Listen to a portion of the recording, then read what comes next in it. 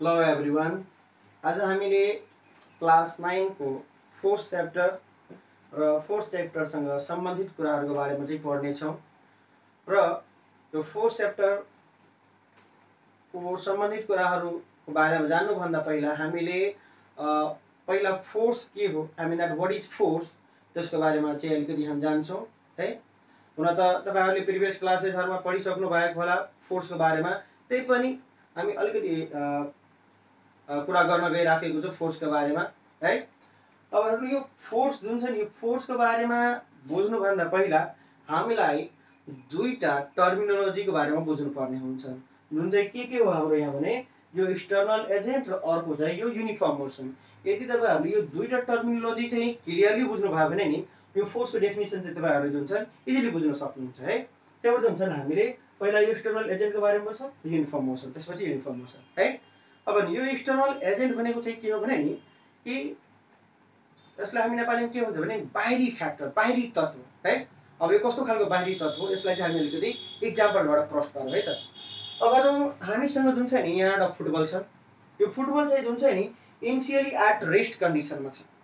We suppose we have a football here on the ground, okay, and this one football is initially at rest condition, okay. When we kick or when I kick this one football, then this one football comes in motion. यदि मैले यो football यदि kick गरेँ भने यो football के हुन्छ, मोसनमा आउँछ ओके। यो फुटबल जुन यदि यो फुटबल जुन मोसनमा आउँछ त्यो चाहिँ के कारणले गर्दा मोसनमा आउँछ त, because of our legs, because of mind legs, isn't it. यो जुन छ नि फुटबल जुन छ मोसनमा आउँछन्, कारण चाहिँ के छन्, बिकज अफ आवर लिग्स, हाम्रो खुट्टाको कारणले गर्दा ओके। जब हामीले आफ्नो खुट्टाको मद्दतले चाहिँ अब यो फुटबलले चाहिँ के गर्यो भने किक गर्यो भने यो फुटबल जुन रेस्टमा थियो इनिसियली यो चाहिँ मोसन आइहाल्छन्। So in this condition what we will say here that here our leg acts as what external factor, because our leg here helps to change the state of this one football, isn't it? So what we will see here, our leg here acts as a external factor. Similarly, suppose this one football is in motion, okay, when we kick this one football, isn't it? And this one football covers certain distance, okay. Now after covering the certain distance by this one football, we want to stop this one football, okay. Then look at here, here suppose this one is our what, hand, okay. यसलाई suppose गर्नु कि यो हाम्रो हात हो र यो हातको मद्दतले हामीले के गर्न खोजिराखेको छौँ भने यो फुटबल स्टप गर्न सकिरहेको छ, स्टप गर्न खोजिराखेको छ र हामी गर्न पनि सक्छौँ ओके। हामीले यदि हामी आफ्नो ह्यान्ड युज गर्यो भने then definitely we can stop this one football, isn't it. यो फुटबललाई हामी के गर्न सक्छौँ, रेस्टमा ल्याउन सक्छौँ नि त हामी आफ्नो हातको मद्दतले। यो कन्डिसनमा चाहिँ के भयो, हाम्रो हात चाहिँ एक्सटर्नल फ्याक्टर भयो। अब कसरी हेर्नु है, यो फुटबल चाहिँ के थियो, यहाँबाट मुभ गर्दै गर्दै यहाँसम्म आयो त फुटबल अहिले के थियो, मोसनमै थियो ओके। र अब यो मोसनबाट जुन छ नि फुटबलले मलाई के गर्नु छ, रेस्टमा ल्याउनु छ हैन। अब यो फुटबल यदि मोसनबाट मलाई रेस्टमा ल्याउनु छ भने या त म के गर्छु भने आफ्नो लेगको युज गर्छु या त ह्यान्डको युज गर्छु है। त मैले सिम्पली यहाँ ह्यान्डको युज गरिरहेको छु हैन। अब ह्यान्डको जुन मैले यहाँ युज गरिरहेको छु यो केसमा हाम्रो ह्यान्ड के भयो, एउटा एक्सटर्नल फ्याक्टर भयो, किनभने यहाँ ह्यान्डको मद्दतले हामीले के गरिरहेको छु, यो अब्जेक्ट जुन थियो, यो फुटबल जुन थियो, फुटबल जुन छ नि हाम्रो यसको चाहिँ स्टेटलाई हामी चेन्ज गरिराखेको छौँ। यो जुन मोसनमा थियो यसलाई हामीले रेस्टमा ल्याइदिएको हैन। त्यही भएर हामी के भन्छौँ, in this case our hand here acts as what, external agent. I hope you guys understand about the external agent. Now we will discuss about the what uniform motion. Uniform motion means what, that if a body covers what equal distance in equal interval of time, मतलब प्रत्येक सेकेन्डमा यदि कुनै अब्जेक्टले जुन छ नि equal distance cover गरिराखेको छ भने then that is called what, uniform motion, okay. Now back to the definition of force, okay, that the force is an external agent which changes or tends to change the state of a rest or uniform motion of a body. Force के एउटा external agent हो जसको मद्दतले हामी के गर्छौँ भने कुनै अब्जेक्ट यदि रेस्टमा छ भने त्यसलाई हामीले के गर्न सक्छौँ, मोसनमा ल्याइदिन सक्छौँ, या कुनै अब्जेक्ट यदि मोसनमा छ भने त्यसलाई चाहिँ हामीले रेस्टमा ल्याइदिन सक्छौँ है। Now let's talk about the what unit, measuring unit of the force. Then look at here, in SI unit that the force is measured in Newton, or in the place of Newton we can also write kg meter per second square. I think we have already discussed about the unit of Newton, I mean the unit of force that is equal to kg meter per second square in measurement chapter, isn't it? And In CGS system that the force is measured in dyne unit or gram centimeter per second square. Okay. Sometimes you may have asked in your examination that write down the value of 1 Newton in the dyne form. Then look at here. That the 1 Newton equal to 10 to the power 5 dyne. Don't be confused that here is not what 10 to the power minus 5. Yeah, 10 to the power minus 5 10 to the power 5. It means that plus 5 हो जाए, right? त कहिलेकाहीँ जुन छ confusion हुन सक्छ अब कि प्लस हो कि माइनस हो त यहाँ क्लियर पारिदिएको छ है 10 to the power 5 dyne हुन्छ 1 Newton equal to. Okay, I hope you guys understand about the word force. Now we'll discuss about some of the effects of force. Then look at here that the force can change the shape and size of the body, isn't it? I'm talking about the first effect of force, that the force can change the shape and size of the body. For example, look at here. We have here what balloon. Okay, suppose this is balloon. Okay, another हामीले यहाँ के suppose गरेका छौं हामीसँगले balloon छ. If I press this one balloon from the both side, then what will happen? This one balloon takes the shape like this, isn't it?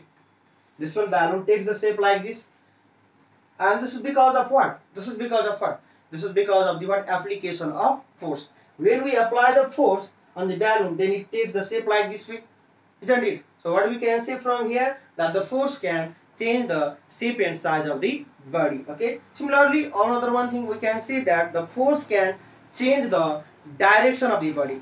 Okay. Force लाई चाहिँ हामीले के गर्न सक्छौं? फोर्स को एप्लिकेसनबाट हामीले कुनै अब्जेक्ट को के गर्न सक्छौं भने हामीले डाइरेक्सनलाई चाहिँ चेन्ज गर्न सक्छौं. जस्तै मानौ यो फुटबल तपाईले चाहिँ जुन छ मानौ यो अहिले चाहिँ यो नर्थ डाइरेक्सनमा किक गर्नुभयो र एकजना मान्छे चाहिँ सपोज गर्नु यो पोजिसनमा चाहिँ उभि राखेको छ, ठीक छ? मानौ यहाँ चाहिँ उभि राखेको छ, ठीक छ? तपाईले यहाँबाट चाहिँ के गर्नुभयो भने यो फुटबललाई चाहिँ नर्थ डाइरेक्सनमा उत्तरी दिशामा किक गर्नुभयो. अब यो फुटबल चाहिँ यतातिर गइराखेको छ यसरी, ठीक छ? यसरी गइराखेको छ र एकजना जुन मान्छे यहाँ जुन उभि राखेको छ नि, जब यो मान्छेले किक गर्यो फुटबल यता यो डाइरेक्सनमा, तब यो फुटबल चाहिँ के भइदियो भने यो डाइरेक्सनतिर जान थाल्यो. त यो फुटबललाई जब यो डाइरेक्सन यतातिर जब किक गर्यो भने त्यो कसरी गयो? Because of application of what? Force. किनभने जब यो मान्छेले आफ्नो लेगको थ्रु जब यो फुटबलमा फोर्स एप्लाई गर्यो, त्यो फुटबल के भइदियो? यो डाइरेक्सनमा चाहिँ मुभ हुन थाल्यो. ओके न? त्यसको मतलब हामीले के यहाँबाट हेर्यो भने कि by the application of force we can also change the what? Direction of the body. Similarly, another one effects we have here, the effects of force we have here, that is what? Force can change the state of a body. It means that by the application of force we can change the state of a rest or uniform motion of a body. And we are already discussed about this one thing in the definition of force. I hope you guys understand about this one thing. Okay. Now after this we will discuss about, after the force, we will discuss about rest and motion. अब हामीले rest and motion को बारेमा कुरा गर्ने छौं र rest and motion को बारेमा प्रोपरली जान्नको लागि सबभन्दा पहिले हामीलाई जान्नु पर्ने हुन्छ रिफरेन्स पॉइंट और फ्रेम अफ रेफरेन्स है. रेफरेन्स पॉइंट भनेको के हो भने the fixed point from which we compare the what motion of the object.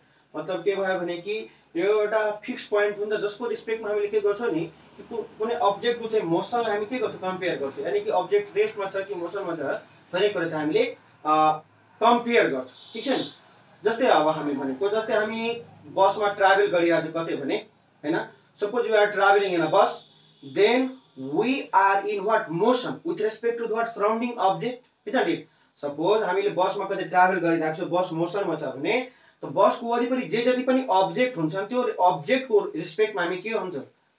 मोशनमा हुन्छ. जस्तै मानौ हामी मानौ यहाँ दुईजना पर्सन जुन छन्, यो दुईजना पर्सन चाहिँ के छन् भने अब बसबाट चाहिँ ट्राभल गरिराखेको छन् कतै. त यो जब बसबाट ट्राभल गर्छन् भने यो ट्रीहरु जुन हुन्छ नि, यसको रोडको साइडमा चाहिँ अफ कोर्स ट्रीहरु हुन्छन्. त यो ट्रीहरुको रिस्पेक्टमा चाहिँ के हुन्छ नि, यो पर्सन ए एन्ड बी मोशनमा हुन्छ. ओके. त यो जुन ट्री जुन हाम्रो भयो जसको रिस्पेक्टमा यो ए एन्ड बी मोशनमा देखियो नि, यो ट्री चाहिँ के भनिन्छ हाम्रो यहाँ? Reference point. अब मानौ एकछिनको लागि ट्री छैन, कुनै पर्सनै छ. मानौ यो दुईजना पर्सन चाहिँ बसबाट ट्राभल गरिरहेछन् भने त यो दुवैजना पर्सन चाहिँ के हुन्छन्? मोशनमा देखिन्छन् with respect to this one person which is standing in the side of the road. Okay. मतलब रोडको छेउमा जुन मान्छे उभिराखेको छ त्यसको रिस्पेक्टमा यो ए र बी पर्सन चाहिँ के हुन्छन्? मोशनमा देखिन्छ.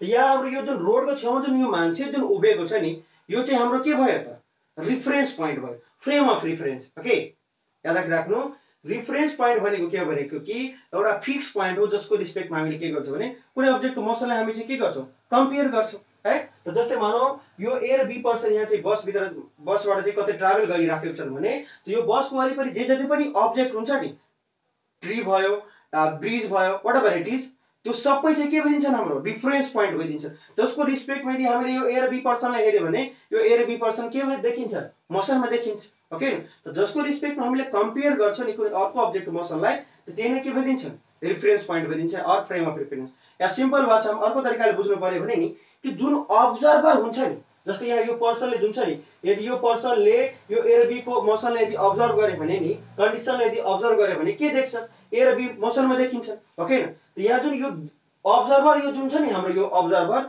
अब्जर्भर नै हाम्रो के हुन्छन् रिफरेन्स पोइन्ट हुन्छ अर फ्रेम अफ रिफरेन्स हुन्छन् है अब यति फ्रेम अफ रिफरेन्स बुझिसकेपछि नि रेस्ट एन्ड मोसन चाहिँ हामीलाई बुझ्न एकदम सजिलो भइदिन्छ है अब हेर्नु अब जस्तै हेर्नु यहाँ रेस्ट छ अब यस है त रेस्ट भनेको चाहिँ के हुन्छ भनेको के हेर्नु है a body is said to be at rest if a body do not changes its position with respect to observer or frame of reference यदि frame of reference को रिस्पेक्ट मा मानौ कि अब्जेक्टले चाहिँ जुन छ नि आफ्नो पोजिसन चेन्ज गरिराखेको छैन हैन यानी कि अब्जर्भर को रिस्पेक्ट मा जसले मानौ कुनै एउटा पर्सनले अर्को पर्सनले अब्जर्भ गरिराखेको छ र त्यो पर्सनले चाहिँ जुन छ नि आफ्नो पोजिसन चेन्ज गरिराखेको छैन भने त्यसलाई चाहिँ हामी के भन्छौं रेस्ट भन्छौं जस्तै अब मान्नु अब यो बस चाहिँ के छ अहिले मोसनमा छ यो बस भित्र चाहिँ दुईजना प्यासेन्जर छ ए एन्ड बी जब यो प्यासेन्जर ए ले जब बी पर्सनलाई अब्जर्भ गर्छ नि हेर्नु है यहाँ कसले अब्जर्भ गरिरहेछ when the person A observes the person B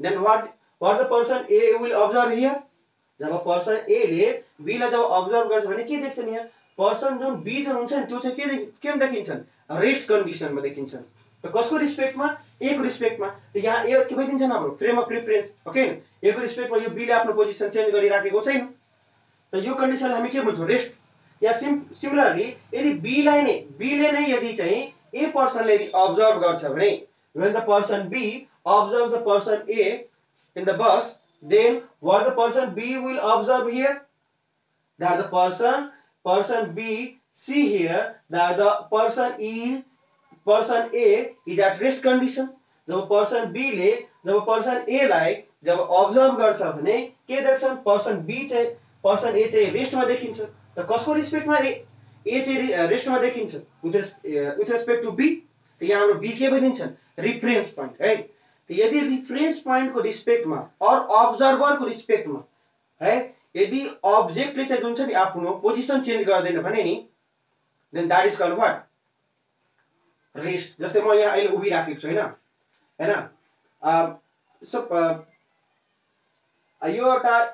यो मानौ यहाँ कुनै एउटा अब्जेक्ट पर्सन छ हैन म यहाँ उभि राखेको अहिले र यो व्हाइट बोर्ड लेक्चरको लागि मान्नु कुनै एउटा पर्सन जब यो यहाँ उभिएको पर्सनले जब मलाई अब्जर्भ गर्छ भने कस्तो कन्डिसनमा देख्छन् रेस्टमा देख्छन् because I am not changing the position with respect to him isn't it त जुन यदि हामीले कुनै अब्जर्भर को रिस्पेक्टमा यानी कि फ्रेम अफ रिफरेन्स को रिस्पेक्टमा यदि हामीले आफ्नो पोजिसन चेन्ज गर्दैन भने then that is called what rest okay र यसपछि रह्यो के मोसन अब हेर्नु मोसन भनेको के हुन्छ भने कि a body is said to be in motion if a body changes its position with respect to observer or frame of reference अब जस्तै हेर्नु है अब एकछिनको लागि है यो बसमा चाहिँ के छन् ए र बी प्यासेन्जर चाहिँ यहाँ भित्र बसिराखेको छन् है र यो बस चाहिँ के छन् अहिले मोसनमा छ र एकजना पर्सन जुन छ नि यो सी पर्सन मानौ यो सी पर्सन चाहिँ जुन छ नि यो रोडको छेउबाट चाहिँ यो बस भित्रको मान्छेले अब्जर्भ गरिराखेको छ ठीक छ त जब यो सी पर्सनले हेर्नु है यहाँ सी पर्सनले यहाँ ए र बी लाई अब्जर्भ गर्ने काम गरिराखेको छ ठीक छ यसको मतलब सी के भयो हाम्रो अहिले यहाँ अब्जर्भर भयो ठीक छ त जब यो सी पर्सनले ए र बी लाई अब्जर्भ गर्छ भने के देख्छन् that the person A and B are in motion isn't it जब यो सी पर्सनले ए र बी लाई अब्जर्भ गर्छ भने के देख्छन् that the person A and B are in motion okay त मतलब हेर्नु त यो जुन सी पर्सन जुन छ नि त्यो चाहिँ के छ रोडको छेउमा उभिराखेको छ यानी कि रेस्ट पोजिसनमा छ ओके जब यसलाई हेर्छन् ए र बी लाई त डेफिनेटली के देख्छन् मोसनमा देख्छन् okay and that is the example of what motion okay so यो गिभन इक्जाम्पलबाट हामीले एउटा कुरा अझ के कुरा कन्क्लुड गर्न पाए भने नि कि एउटै अब्जेक्ट चाहिँ जुन छ नि एउटै अब्जेक्ट चाहिँ के छ भने यहाँ नि रेस्टमा पनि देखिँदो रहेछ मोसनमा पनि देखिँदो रहेछ हेर्नु है। जब यो बसभित्रको मान्छेलाई जब अब्जर्भ गर्छ नि त के देखिन्छ सबै मान्छे एकअर्काको रिस्पेक्टमा के देखिन्छ रेस्ट कन्डिसनमा देखिन्छ। तर त्यही बसभित्रको मान्छेले यदि कुनै बाहिरको मान्छेले अथवा रोड साइडमा कुनै मान्छे जुन उभिराखेको छ त्यो मान्छेले जब बसभित्रको मान्छेलाई अब्जर्भ गर्छ भने के देख्छ that the person is in motion isn't it. मतलब एउटै पार्टिकुलर कन्डिसनको लागि हामी के भन्न पाइरहेको छौँ रेस्ट र मोसन दुईटै भन्न पाइरहेको छौँ ओके न। त्यही भएर के भन्छन् rest and motion are relative terms हेर्नु है rest and motion are relative terms. कारण चाहिँ के हुन्छ भने हेर्नु यो ए को रिस्पेक्टमा यो बी पर्सन चाहिँ के देखिन्छन् कस्तो देखिन्छन् रेस्ट कन्डिसनमा देखिन्छन् या बी को रिस्पेक्टमा यो ए पर्सन के देखिन्छन् रेस्टमै देखिन्छन्। यानी कि बसभित्रको मान्छेलाई अब्जर्भ गर्यो भने त के देखिन्छन् एकअर्काको रिस्पेक्टमा रेस्टमै देखिन्छन्। तर कुनै बाहिर उभिराखेको मान्छेले रोडको छेउमा उभिराखेको मान्छेले जब यो बसभित्रको मान्छेलाई देख्यो भने के देखिँदो रहेछ भने the persons that is sitting inside the bus that they are in what motion isn't it. यसको मतलब के भयो भने एउटै पार्टिकुलर कन्डिसनको लागि दुईटै कन्डिसन हामीले एप्लाई गर्न पायौँ रेस्ट र मोसन दुईटै ओके। त्यही भएर हामी के भन्छौँ rest and motion are relative terms। यहाँ मैले आन्सर पनि लेखिदिरहेको छु rest and motion are called relative terms because a body may seem to be at rest with respect to one object। एउटा कुनै एउटा बडी जुन छ नि एउटा अब्जेक्टको रिस्पेक्टमा चाहिँ रेस्टमा देखिन सक्छ तर त्यही बडी जुन छ नि अर्को अब्जेक्टको रिस्पेक्टमा चाहिँ के हुन सक्छ मोसनमा हुन सक्छ है। That is why we can say the rest and motion are relative terms okay. अब यसपछि हामीले ब्यालेन्स फोर्स एन्ड अनब्यालेन्स फोर्सको बारेमा चाहिँ हामीले कुरा गर्छौँ है। अब हेर्नुहोस् ब्यालेन्स फोर्स भनेको के हुन्छ भने कि when the number of forces acting on a body do not change its state of rest or uniform motion on a straight line then that is called what balance force। Balance force भनेको मतलब के भने कि मानव कुनै अब्जेक्टमा जुन छ नि नम्बर अफ फोर्स एप्लाइड भइराखेको छ र त्यो एप्लाइड फोर्सले मानव त्यो अब्जेक्टको जुन छ नि पोजिसनलाई चेन्ज गर्न पाइराखेको छैन भने दैट इज कल्ड स्टेटलाई चेन्ज गर्न पाइराखेको छैन भने that is called what balance force. For example look here suppose here is what an object okay wooden object or stone whatever it is you can consider it okay। Suppose एउटा मानव कुनै एउटा object छ अब यो अब्जेक्टमा जुन छ नि तीनजना पर्सनले जुन छ नि यो साइडबाट फोर्स लगाइराखेको छन् तीनजना फोर्सले यो साइडबाट फोर्स लगाइराखेको छ है। यहाँ तीनजनाले फोर्स लगाइराखेको हुनाले नि त्यही भएर हामीलाई के भन्छ यहाँ नम्बर अफ फोर्स है। नम्बर अफ फोर्स भनेको एकजनाले मात्रै लगाएपछि त नम्बर अफ फोर्स भएन।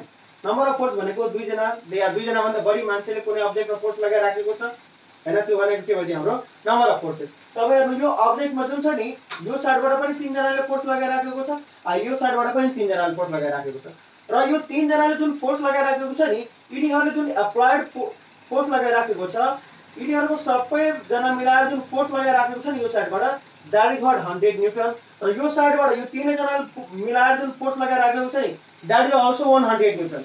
Now in this case what will happen here यो केसमा चाहिँ के हुन्छ र त्यहाँ यतातिरबाट पनि 100 न्यूटन फोर्स अप्लाई भइराखेको छ यो साइडबाट पनि 100 न्यूटन फोर्स अप्लाई भइराखेको छ त के यहाँ यो अब्जेक्टको पोजिसन चेन्ज हुन्छ त हुँदैन। And this is called what balance force. अब हेर्नु त यो कन्डिसनमा के भइरहेको छ यो अब्जेक्टको जुन छ नि स्टेट जुन छ यो जुन अहिले रेस्टमा छ नि अब यसको स्टेट चाहिँ चेन्ज गर्नु भयो त हुँदैन। किन हुँदैन किनभने दुईटै साइडबाट इक्वल अमाउन्ट अफ फोर्स लागिराखेको छ हैन। त्यही भएर यसलाई हामी के भन्छौँ बैलेंस फोर्स भन्छौँ। यहाँ सिम्पल इक्जाम्पलको लागि हामीले tug of war tug of डोरी तान्ने वाला जुन गेम हुन्छ हैन त्यो टग अफ वार गेममा पनि हेर्नु त यदि दुईटै टिमले यदि चाहिँ सेम फोर्स लगायो हैन टग अफ वार वाला गेम जुन हुन्छ नि दुईटा अपोजिट टिम हुन्छन् अनि डोरी तानातान हुन्छन् ओके। अब दुईटै टिमले मानौ यदि सेम फोर्स लगायो भने त त्यो रोप जुन हुन्छ त्यो डोरी जुन हुन्छ के कुनै एउटा साइडमा शिफ्ट भइदिन्छ त हुँदैन। कुनै एउटा टिमको कम फोर्स लागेको हुन्छन् र कुनै एउटा टिमले बढी फोर्स लगाउँछ अनि मात्रै त्यो रोप चाहिँ के हुन्छ एउटा एक साइडबाट अर्को साइड शिफ्ट हुन्छ। तर यदि दुईटै टिमले यदि मानौ सेम फोर्स एप्लाई गरिदियो भने नि त्यतिखेर चाहिँ के हुन्छ त्यो रोप चाहिँ कतै ट्रान्सफर हुँदैन त्यो त्यतिकै रहिरहन्छ okay. And that is called what balance force. र यदि चाहिँ त्यो रोप ट्रान्सफर भएन दुईटै टिमले सेम फोर्स लगायो then that is called what? Balanced force. Okay. Now we'll talk about what? Unbalanced force. Unbalanced force means what? That when the number of forces acting on a body, when the number of force acting on a body changes its state of rest or uniform motion on a straight line, then that is called what? Unbalanced force. यानी कि कुनै अब्जेक्टमा जुन छ नि number of force लागिराखेको छ र त्यो नम्बर अफ फोर्सको कारणले गर्दा जुन चाहिँ यदि कुनै अब्जेक्टको जुन छ नि स्टेटमा चेन्जेस आइराखेको छ भने नि then that is called what? Unbalanced force. For example here फेरि हामीले यही बक्सलाई कन्सिडर गरिरहेको छ, कुनै एउटा अब्जेक्ट यहाँ कन्सिडर गरिरहेको छ हामीले। अब यो अब्जेक्टमा जुन छ नि यो साइडबाट जुन छ तीनजना पर्सनले फोर्स लगाइराखेको छ, यो साइडबाट पनि तीनजनाले फोर्स लगाइराखेको छ, ठीक छ।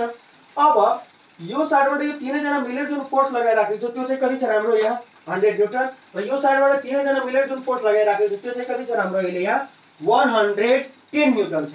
त अब यो केसमा के भइदियो, यो साइडको ग्रुपको जुन पर्सन हुन्छ नि यिनीहरुसँग अलिकति बढी फोर्स हुने भयो, त डेफिनेटली अब के हुन्छ यो बक्स चाहिँ जुन चाहिँ के हुन्छ यो डाइरेक्सनमा चाहिँ शिफ्ट भइदिन्छ, isn't it? And this is called what? Unbalanced force. यहाँ चाहिँ के भयो अनब्यालेन्स फोर्स भएको हुनाले यो के भइदियो त यो अब्जेक्टको जुन छ स्टेट चाहिँ के भइदियो चेन्ज भइदियो, यो रेस्टमा थियो अब चाहिँ यतातिर शिफ्ट भइदिन्छ, मोसनमा आइदिन्छ। Okay, yeah tug of war गेममा हेर्नु त कुनै एउटा टिमले विन हुन्छ, ओके, कुनै एउटा टिम त विन हुन्छ नि, जित्छ नि, तर त्यो कसरी जित्छ किनभने त्यहाँ चाहिँ अनब्यालेन्स फोर्स लागेको। त्यो त हामीले एजुम्सनको लागि भन्थ्यो कि दुईटै टिमले चाहिँ सेम फोर्स लगायो भने डोट शिफ्ट हुँदैन, तर एक्चुअलीमा के हुन्छ भने कुनै न एउटा टिमले चाहिँ जित्छ। त त्यो चाहिँ त्यतिखेर चाहिँ हामीले के बुझ्नु पर्यो भने त्यहाँ चाहिँ अनब्यालेन्स फोर्स लागेको रहेछ। अनब्यालेन्स फोर्स लागेको हुनाले मात्रै चाहिँ के भयो कुनै एउटा टिमले जित्न सफल भयो। यदि चाहिँ दुईटै टिमले सेम फोर्स अप्लाई गर्छ भने त्यहाँ चाहिँ ब्यालेन्स फोर्स क्रिएट भइदिन्छन् र ब्यालेन्स फोर्स भयो भने त कुनै टिमले जित्दैन। तर यदि एउटा टिमले चाहिँ कम फोर्स र अर्को टिमले चाहिँ बढी फोर्स लगाइराखेको छ भने त्यहाँ डेफिनेटली के हुन्छ भने एउटा साइडमा चाहिँ के हुन्छ त्यो रोप शिफ्ट भइदिन्छ अनि एउटा टिमले जित्छ। ओके, त युजुअली जुन हामीले टग अफ वारमा हेर्छौँ हामीले जुन जोडी तानेको हुन्छ त कुनै एउटा टिमले विन हुन्छ, जुन टिमले विन हुन्छ नि त त्यो चाहिँ हामीले के बुझ्नु पर्यो भने त्यो टिमले चाहिँ अलिकति बढी फोर्स लगाएको छ र त्यतिखेर चाहिँ हामीले अर्को पनि के कुरा बुझ्नु पर्यो भने कि there is presence of what unbalance force है। त्यो जुन इक्जाम्पल हामीले जुन देखिराखेको हुन्छ त्यतिखेर त्यो भनेको चाहिँ के हुन्छ example of unbalance force. Okay, now after this we'll discuss about speed and velocity, but before understanding about the word speed and velocity, first of all we will understand here distance and displacement for the better understanding of speed and velocity. Okay, अब हामीले distance र displacement को बारेमा कुरा गर्छौं। अब distance भने के हुन्छ भने नि that the length of a path traveled by a body is called what? Distance। मतलब कुनै जस्तो अब यसलाई हामी कसरी बुझ्छौं भने एक्जाम्पलको थ्रुमा भने कि सपोज गर्नु कि तपाई आफ्नो घरबाट जुन स्कुल जानुहुन्छ नि, अब तपाई आफ्नो घरबाट स्कुलसम्म जाँदाखेरि कति पाथ ट्राभल गर्नुभयो, त्यो पुरै पाथको लेन्थ के हुन जान्छ डिस्टेन्स हुन जान्छ है। फेरि बुझिहाल्नु, तपाई आफ्नो घरबाट स्कुलसम्म जाँदाखेरि कति डिस्टेन्स कभर गर्नुहुन्छ त, मतलब कति पाथ ट्राभल गर्नुहुन्छ, त्यही पाथको लेन्थ नै के हुन जान्छ डिस्टेन्स हुन जान्छ। सपोज मान्नु तपाईको घरबाट जुन छ तपाई घरबाट हिँडेर आफ्नो स्कुलसम्म पुग्दाखेरि 40 मिटर पाथ ट्राभल गर्नुभयो, 40 मिटर या 100 मिटर पाथ ट्राभल गर्नुभयो भने 100 मिटर नै के हुन जान्छ डिस्टेन्स हुन जान्छ, ठीक छ। र डिस्प्लेसमेन्ट भनेको चाहिँ के हुन्छ भने नि कि that the shortest distance between any two points, कुनै दुईटा पोइन्ट तपाईको घरबाट स्कुलसम्म पुग्नको लागि शॉर्टेस्ट पोइन्ट, शॉर्टेस्ट डिस्टेन्स कुन हुन्छ। मानौ कि तपाई घरबाट जुन चाहिँ स्कुल जानको लागि तीनवटा बाटो छ, सपोज गर्नु कि यो ए भनेको तपाई घर भयो र बी भनेको स्कुल, ठीक छ, ए भनेको घर र बी भनेको स्कुल, ठीक छ। अब यो ए पोइन्टबाट जुन छ नि अब हामीले बी पोइन्टसम्म पुग्नको लागि तीनवटा बाटो छ, ठीक छ। अब यो तीनवटै बाटोबाट गयो भने नि यो तीनवटै बाटोबाट जति हामीले पाथ ट्राभल गर्छौं त्यो सबै के हुन जान्छ डिस्टेन्स हुन जान्छ। यो ए पाथबाट ट्राभल यसलाई चाहिँ अलिकति नेमिङ फरक गर्दियो है, यसलाई चाहिँ हामीले एक्स वाई जेड राख्दियो किनभने यहाँ एबी राखिरहेको छौं, एक्स वाई यसलाई जेड बनाइदियो, ठीक छ। अब हेर्नु यो हामीले जुन छ नि अब यदि हामीले यो एक्स पाथबाट यदि हामीले ट्राभल गरे पनि नि के हुन्छ डिस्टेन्स नै हुन्छ, यो वाई पाथबाट ट्राभल गरे पनि डिस्टेन्स नै हुन्छ र जेड पाथबाट ट्राभल गरे पनि के हुन्छ डिस्टेन्स नै हुन्छ। किनभने डिस्टेन्स भनेको के हुन्छ length of path travel by body चाहे त्यो बाटो सिधा होस् या बाङ्गो टेङ्गो द्याट डजन्ट म्याटर ओके यदि हामीले कुनै बाटोबाट ट्राभल गरिरहेछौँ भने नि त्यो बाटोको लेन्थ कति हुन्छ त्यही नै के हुन जान्छन् हाम्रो डिस्टेन्स हुन जान्छन् ओके अब डिस्टेन्सबाट नै हामीले के गर्छौँ डिस्प्लेसमेन्ट पनि निकाल्छौँ अब जस्तै हेर्नु है हामीले ए बाट बी पोइन्टसम्म पुग्नको लागि तीनवटा बाटो प्रिफर गरिरहेछौँ त यसमा हेर्नु त यो ए र बी पोइन्टको सबभन्दा सर्टेस्ट डिस्टेन्स वाला बाटो कुन हो यो वाइ ओके त यो वाइ ले यहाँ के जनाउँछन् हामीलाई डिस्प्लेसमेन्टलाई जनाउँछन् because y here represents what shortest distance between point A and B okay A र B पोइन्ट को बीच को शॉर्टेस्ट डिस्टेंस कुन हो shortest distance that is 30 metre okay 30 metre वाला बाटो तो so here y path represents here what distance यानी कि सबभन्दा सिम्पल कि शॉर्टकट वाला बाटो शॉर्टकट वाला जुन बाटो जुन हुन्छ नि त्यसलाई हामी के भन्छौँ डिस्प्लेसमेन्ट अ लङ कट अब लङ कट होस् या बाटो शॉर्टकट होस् त्यो हरेक बाटोमा चाहिँ के हुन्छ डिस्टेंस हुन्छ तर डिस्प्लेसमेन्ट भनेको चाहिँ के हुन्छ भने नि शॉर्टेस्ट डिस्टेंस वाला कसको भ्यालु कम छ ओके त्यो चाहिँ हाम्रो के भइदिन्छ डिस्प्लेसमेन्ट भइदिन्छ जस्तै भनेको अहिले मैले भनिरहेको छु नि कि ए पोइन्टबाट बी पोइन्टसम्म जानका लागि तीनवटा बाटो छ त तीनवटै बाटो ट्राभल गरे पनि नि तीनवटै बाटोमा चाहिँ के हुन्छ डिस्टेन्स अकर हुन्छ हरेक बाटोमा डिस्टेन्स हुन्छ तर डिस्प्लेसमेन्ट चाहिँ भनेको के हुन्छ भने नि shortest distance between any two points त यो हेर्नु यो वाइ बाटोबाट गए पनि के हुन्छ डिस्टेन्स नै हुन्छ तर यही सर्टेस्ट डिस्टेन्स जुन हुन्छ नि यो हेर्नु त यो तीनवटै मध्ये चाहिँ सर्टेस्ट डिस्टेन्स कुन भयो हाम्रो वाइ त्यही भएर यो वाइ वालालाई के भन्छ हामीले यहाँ डिस्प्लेसमेन्ट भन्छ डेफिनेसनैबाट क्लियर छ सर्टेस्ट डिस्टेन्स ओके त सर्टेस्ट डिस्टेन्स कुन हो हाम्रो ए पोइन्ट टु बी पोइन्टसम्मको लागि वाइ ओके त वाइलाई हामी के भन्छौँ यहाँ हामीले here we call y as a what displacement okay y यहाँ हाम्रो के भइदिन्छ डिस्प्लेसमेन्ट भइदिन्छ है अब यसपछि हामी हामीले स्पीड एन्ड भेलोसिटी को बारेमा कुरा गर्छौं